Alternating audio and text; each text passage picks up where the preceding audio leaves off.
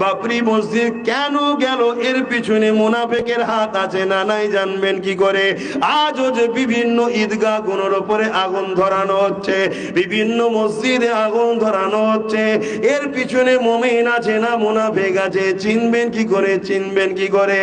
এই যুবকেরা আজকে বলে দিয়ে যায়, তুমি যেখানেই থাকো না কেন, তুমি দুনিয়ায় জন্ম নিয়েছো একটাই কারণে, আল্লাহ দাসত্ব করার জন্য, যিনি তোমাকে দুটো চোখ, দুটো কান, দুটো হাত, দুটো পা দিয়েছে।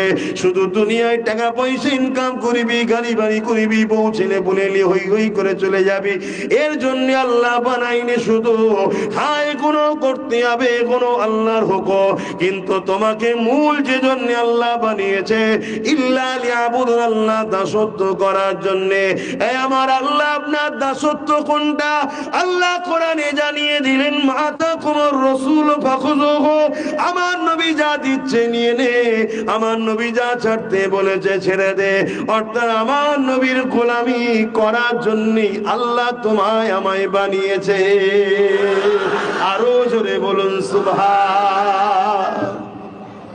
চোখ মুজে নবী যা দেবে নে, কেন? কিন্তু যদি বাট বললে হবে না, নবী যা ছাড়তে বলেছে ছেড়ে দে, এজন্যই বানিয়েছো তো।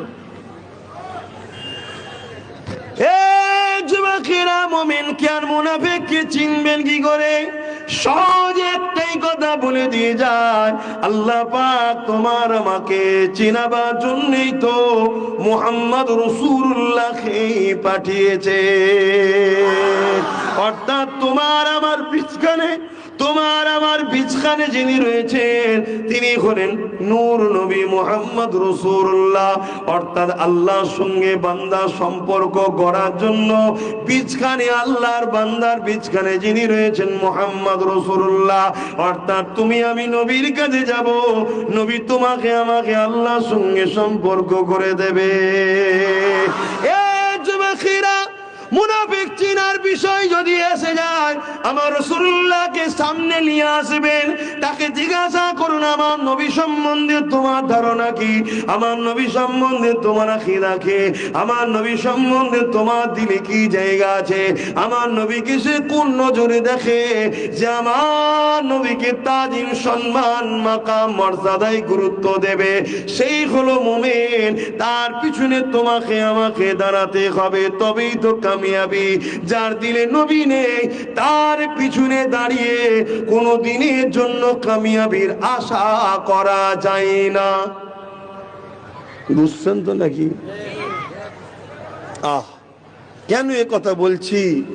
আজ আমরা এই ফাঁসার পিছনে, আমরা এই বিপদের পিছনে একদল মুনাফিক আলেম ওলামা বক্তাদের সব হাত আছে। আজকে আমার এই কওমটা পুরো ফেঁসে গেল, এর জন্য তারা দোষী। আর আমাদের দোষ কি? আমরা দাড়ি দেখে ছুটিছি, টুপি দেখে ছুটিছি, পাগড়ি দেখে ছুটিছি, নামাজ দেখে ছুটিছি, কিরাত দেখে ছুটিছি, একবারও দেখিনি ওর দিলে হুজুর আছে কিনা। কেন? নামাজ দেখে ছুটলে হয় আবু বকর পাবে, না আব্দুল্লাহ ইবনে উবাইও পেতে পারো। রোজা দেখে ছুটলে আবু বকরও পেতে পারো, আব্দুল্লাহ ইবনে উবাইও পেতে পারো। ভুলও হতে পারে, ঠিকও হতে পারে, কিন্তু 100% যাদের দিলে মুহাম্মাদুর রাসূল আছে, তারা যাই হোক নাই হোক ধোঁকাবাজ, গাদ্দার, প্রতারণাকারী হতে পারে না। জোরে বলুন সুবহানাল্লাহ, আরো জোরে বলুন সুবহানাল্লাহ। আর নবী যার দিলে আছে, একটাই যথেষ্ট, বেশি লাগে না, একটাই। ইতিহাস তার প্রমাণ দিচ্ছে না, দেয়নি? হ্যাঁ, হযরতে খালিদ বিন ওলীদের নাম শুনেছেন না শোনেননি? এখন তো এসব সিলেবাস গুলো মাদ্রাসা থেকে তুলে দেওয়া হচ্ছে, আপনারা খবর রাখেন কি জানি না। মাদ্রাসার সিলেবাস থেকে এই সব বিষয়গুলো পড়ানোই বন্ধ করে দেওয়া হচ্ছে। কেন? এর মধ্যে ইমানের পাওয়ারের আলোচনা আছে। তাই যারা আমাদেরকে ইমান থেকে দূরে সরাতে চায়, তারা এই সিলেবাস গুলোকেও তুলে দিতে চাইছে। কিন্তু আমি তো আলোচনা করব, কেন? আমি কোন সরকারের কর্মচারী তো নয়। কথা মাথায় ঢুকছে না? ঢোকে না? সরকারের কর্মচারী হলে সরকারের হুকুমে চলতে হবে, নাই মাইনে পাবে না। আমি তো সরকারের কর্মচারী নয়, আমি তো খুলে আম কথা বলবো। কথা বুঝে আসছে না? নাই?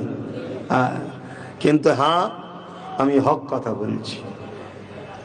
হযরতে খালিদ বিন ওলীদ আমার রাসূল পাক সাল্লাল্লাহু আলাইহি ওয়াসাল্লামের একজন জলিলুল কদর সাহাবী ছিলেন। 125টা লড়াই করেছে জালিমদের বিরুদ্ধে, মজলুমদের পক্ষে, গরিবের পক্ষে, এতিমের পক্ষে, বিধবার পক্ষে, বঞ্চিতদের পক্ষে, অসহায়ের পক্ষে। খালিদ বিন ওলীদ দাঁড়িয়ে 125টা লড়াই করেছে জালিমের বিরুদ্ধে, আর 125টা জায়গাতেই খালিদ বিন ওলীদকে আল্লাহ কামিয়াবি দিয়েছে। জোরে বলুন সুবহানাল্লাহ। এই কামিয়াবির রহস্যটা কি, এটা একটু বলবো, শুনবেন না? অসুবিধা হচ্ছে না? এই আলোচনায় অসুবিধা আছে?